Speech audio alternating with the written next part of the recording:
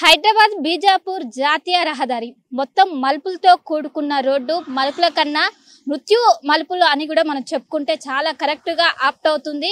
ఎందుకంటే ఒకవైపు బీజాపూర్ నుండి తాండూరు వరకు దాదాపు 69 కిలోమీటర్ల మేర ఈ రోడ్డు అనేది ఇలానే ఉంటుంది. వన్ వే మొత్తం ఎక్కడికక్కడ మలుపులు ఉంటుంది. మనం విజువల్స్ లో చూసుకోవచ్చు.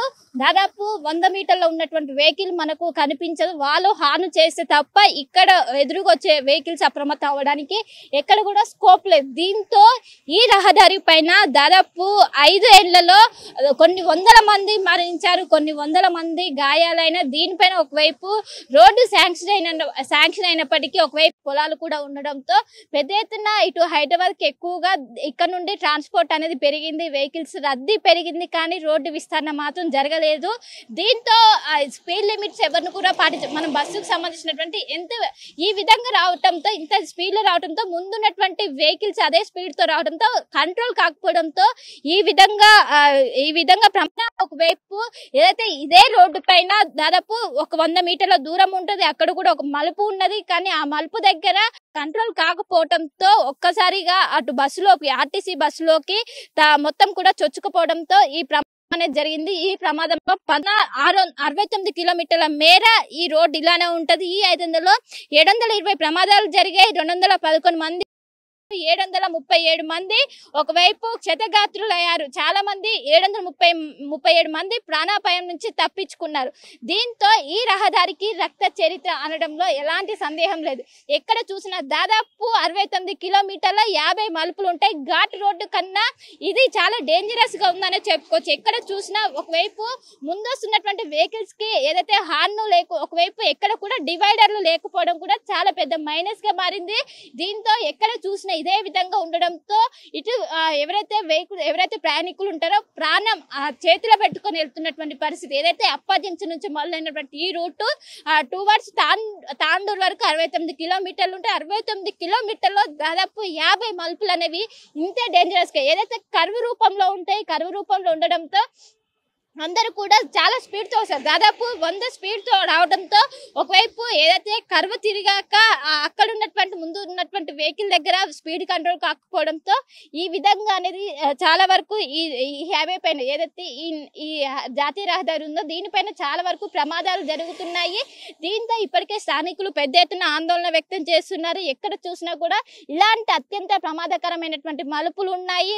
ఒకవైపు ఏ ప్రభుత్వం ఇప్పటికే అటు కేంద్ర ప్రభుత్వం ఇటు రోడ్డుకు సంబంధించినటువంటి పనులు కావచ్చు, ఏదైతే డబ్బులు మొత్తం శాంక్షన్ చేసింది, కానీ ఏదైతే గ్రీన్ ట్రిబ్యునల్ కు సంబంధించినటువంటి కేసు అనేది కోర్టు పరిధిలో ఉండడంతో ఇది అనేది వాయిదా పడుకుంటూ వచ్చింది. కానీ దీని వల్ల ప్రాణాలు అనేవి రోజు రోజుకి పెరుగుతున్నారు. ఒకవైపు రోజు రోజుకి యాక్సిడెంట్ ఇక్కడ చుట్టూ నగరంలో యాక్సిడెంట్స్, మేజర్ ఆఫ్ యాక్సిడెంట్ మొత్తం కూడా ఇదే రూట్ పైన ఏదైతే హైదరాబాద్ నుండి టువర్డ్స్ వికారాబాద్ వెళ్లే రూట్.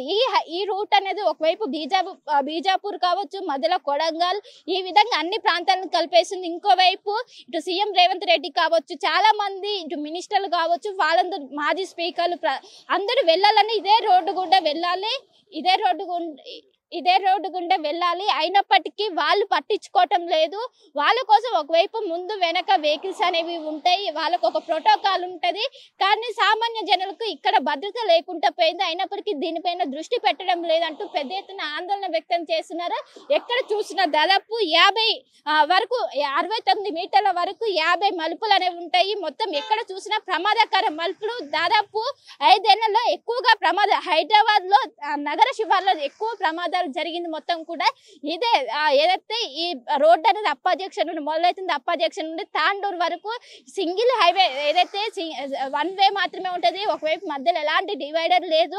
దీంతో ఒకవైపు రాత్రి సమయంలో కావచ్చు మొత్తం చాలా స్పీడ్ లో వెహికల్స్ వస్తున్నాయి. ఆ సమయంలో ముందున్నటువంటి వెహికల్ ని తప్పించుకోవడానికి ఒకవైపు అటు తిప్పడం వల్ల పెద్ద ఎత్తున ఈ యాక్సిడెంట్స్ అనేవి అవుతున్నాయి. అయినప్పటికీ ఇటు ప్రభుత్వాలు ఏదైనా మేజర్ ఇన్సిడెంట్ అయినప్పుడు అక్కడికి వచ్చి కొన్ని రోజులు హడావుడి చేశారు, అంతే తప్ప దీనిపైన ఎలాంటి యాక్షన్ తీసుకోలేదు.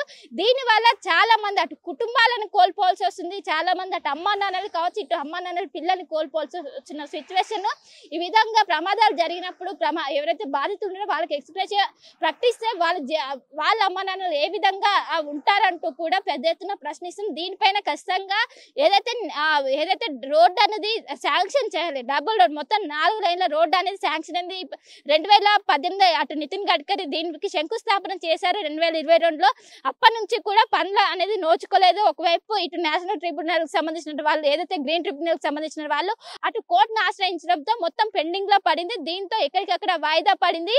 కానీ ఇటు రాష్ట్ర ప్రభుత్వం దీంట్లో జోక్యం చేసుకొని దీన్ని ఖచ్చితంగా ముందు దీన్ని సమర్థవంతంగా దీన్ని ఖచ్చితంగా పూర్తి చేయాలి. ఖచ్చితంగా ఈ టర్మ్ ఏదైతే కాంగ్రెస్ ప్రభుత్వం ఏర్పడాక ముందుగానే మాకు మాట ఇచ్చారు. కానీ అందరూ వెళ్ళే ఒకవైపు సీఎం కావచ్చు, స్పీకర్లు, అదేవిధంగా మంత్రులు చాలా వరకు ఇదే రూట్ నుంచి వెళ్తారు. అయినప్పటికీ వాళ్ళకి సోయి లేదంటే ఇక్కడ ఉన్నటువంటి స్థానికులు పెద్ద ఎత్తున ఆందోళన వ్యక్తం చేస్తున్నారు.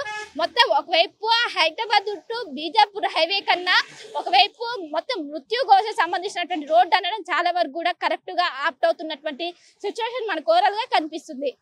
కెనపతి వేణుతో కలిసి Shilpa, TV Hyderabad. Local to global news at your fingertips. మీ చేతిలో ఒక ఆయుధం. Download R TV app. Media legend Ravi Prakash is back.